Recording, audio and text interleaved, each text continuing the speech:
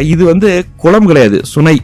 சுனை குளத்திற்கும் என்ன வித்தியாசம்னு உங்களுக்கு தெரிஞ்சிருக்கும். இந்த சுனை வந்து என்னன்னா, அந்த பாறையிலேருந்து கசிஞ்சு நீர் கசிஞ்சு தேங்குற இடத்த வந்து சுனைன்னு சொல்லுவோம். வறண்ட காலங்களில் கூட தண்ணீர் இருந்து கொண்டே இருக்கும்.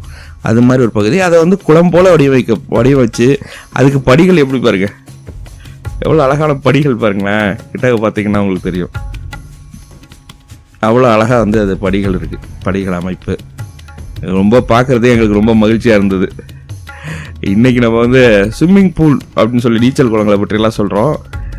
தமிழர்களுக்கு நில அமைப்பை பயன்படுத்துகிற அறிவு மிக ஆன்ற அறிவு.